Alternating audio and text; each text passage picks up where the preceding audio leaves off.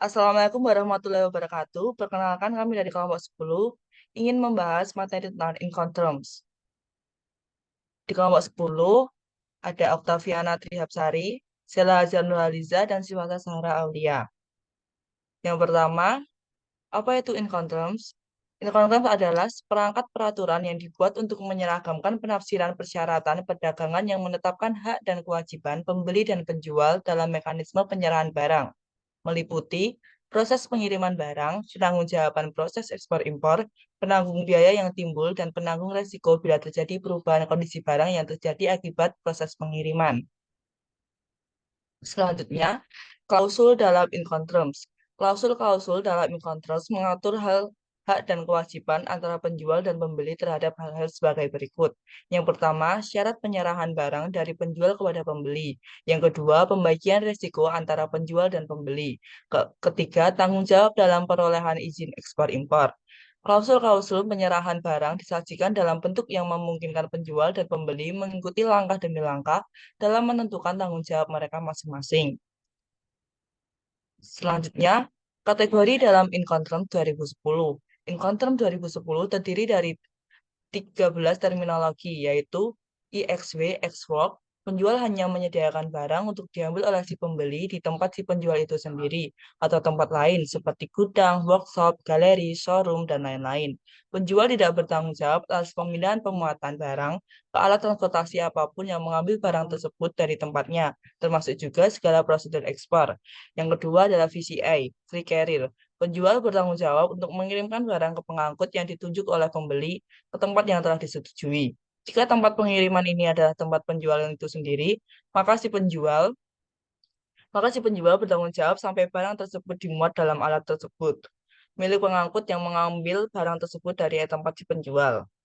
Selanjutnya, FAS, Free Alongside Ship. Barang diserahkan penjual di samping kapal di pelabuhan muat yang disebut, sehingga tanggung jawab atas barang beralih dari penjual ke pembeli sejak saat itu. Terminologi ini mewajibkan penjual untuk melakukan segala prosedur ekspor. GFR, Cost and Freight. Segala risiko atas kerusakan atau kehilangan barang serta segala macam biaya yang timbul setelah barang melewati rel kapal beralih dari penjual kepada pembeli. Namun berdasarkan terminologi ini, maka penjual berkewajiban untuk menanggung segala biaya pengangkutan yang dibutuhkan agar barang sampai pada pelabuhan tujuan yang disebutkan. CIF, Cost, Insurance, and Freight. Segala resiko atas kerusakan atau kehilangan barang serta segala macam biaya yang timbul setelah barang melewati rel kapal beralih dari penjual kepada pembeli. Namun berdasarkan terminologi ini, maka penjual berkewajiban untuk menanggung segala biaya pengangkutan yang dibutuhkan agar barang sampai di pelabuhan tujuan yang disebutkan, termasuk menyediakan asuransi pengangkutan laut untuk menanggung resiko pembeli atas kehilangan atau kerusakan barang selama masa pengangkutan laut tersebut. FOB, Free on Board. Peralihan segala resiko atas barang dari penjual kepada pembeli terjadi ketika barang telah melewati rel kapal di pelabuhan muat yang telah disebutkan. Pengurusan prosedur ekspor berdasarkan terminologi ini dibebankan kepada penjual. CPT, Carriage Freight 2. Peralihan resiko atas kerusakan atau kehilangan barang beralih dari penjual kepada pembeli pada saat barang diserahkan kepada pengangkut yang ditunjuk oleh penjual. Namun penjual masih tetap harus menanggung biaya pengangkutan yang diperlukan sampai dengan barang mencapai tempat tujuan yang disebutkan. CIP, Carriage and Insurance Paid to. Peralihan resiko atas kerusakan atau kehilangan barang beralih dari penjual kepada pembeli pada saat barang diserahkan kepada pengangkut yang ditunjuk oleh penjual. Namun penjual masih tetap harus menanggung biaya pengangkutan yang diperlukan sampai dengan barang mencapai tempat tujuan yang telah disebutkan.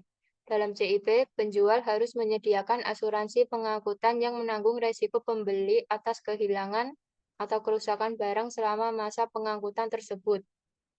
DAF, Delivered at Frontier. Penjual dianggap telah melakukan kewajiban pengiriman barang ketika barang telah ditempatkan pada kondisi untuk siap dibawa oleh pembeli. Masih berada di dalam alat transportasi yang terakhir membawanya. Belum diturunkan, telah diurus produser ekspornya, tapi belum diurus prosedur impornya. Pada suatu titik dan tempat di perbatasan yang telah disebutkan, tetapi sebelum mencapai perbatasan kepabeanan negara tetangga. DEX Delivered XY. Penjual dianggap telah melakukan kewajiban pengiriman barang ketika barang telah ditempatkan pada kondisi untuk siap dibawa oleh pembeli di dermaga pelabuhan tujuan, namun belum diurus prosedur impornya. Penjual menanggung segala risiko dan biaya untuk mengantar barang sampai di pelabuhan tujuan dan menurunkannya di dermaga. DEX mewajibkan pembeli untuk mengurus segala macam prosedur impor dan membayar biaya-biaya yang timbul sehubungan dengan hal tersebut. DES, Delivered Exit. Penjual dianggap telah melakukan kewajiban pengiriman barang ketika barang telah ditempatkan pada kondisi untuk siap dibawa oleh pembeli di atas geladak kapal. Belum diurus prosedur impornya di pelabuhan tujuan. Penjual berkewajiban untuk menanggung segala biaya dan risiko untuk membawa barang sampai di pelabuhan tujuan sebelum barang diturunkan atau dibongkar.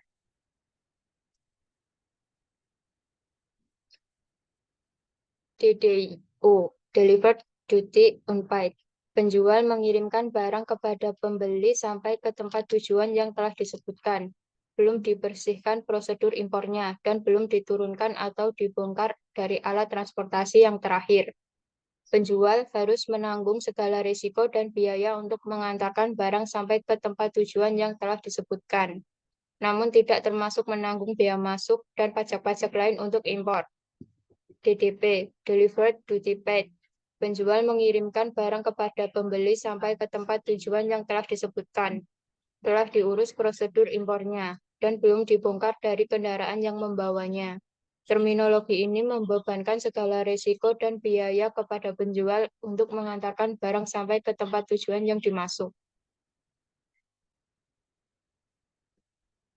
Sejak awal diterbitkannya peraturan ini di tahun 1936, ICC terus melakukan pembaruan. Untuk membantu bisnis di era baru ini, ICC telah menerbitkan edisi terbaru yaitu Incoterms 2020 yang berlaku sejak 1 Januari 2020 dan menjadi referensi untuk semua aktivitas mendatang.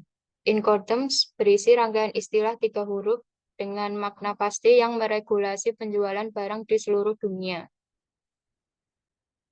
Selanjutnya, perbedaan antara Incoterms 2010 dan 2020. Yang pertama, Incoterms FCA Free Carrier ini dilengkapi dengan pilihan untuk memberikan notasi on board pada bill of lading sebelum barang dimuat ke kapal. Kedua, biaya kini muncul secara terpusat di A9 atau B9 pada setiap aturan Incoterms. Ketiga, CIP kini mengharuskan asuransi dengan nilai minimum yang mencakup resiko Institut Cargo Risk Clause. A. Semua resiko disesuaikan dengan perincian pengecualian.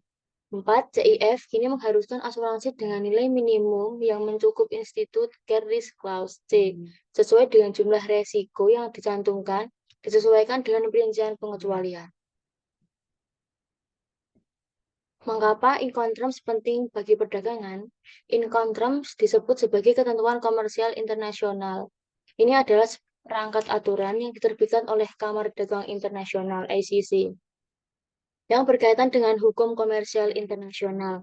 Menurut ICC, peraturan Incoterms memberikan definisi dan aturan penafsiran yang diterima secara internasional untuk sebagian besar istilah komersial yang umum digunakan dalam kontrak penjualan barang. Semua pembelian internasional akan diproses berdasarkan Incoterms yang disepakati untuk menentukan pihak mana yang secara hukum menanggung biaya dan risiko. Incoterms akan dinyatakan dengan jelas pada dokumen pengiriman terkait.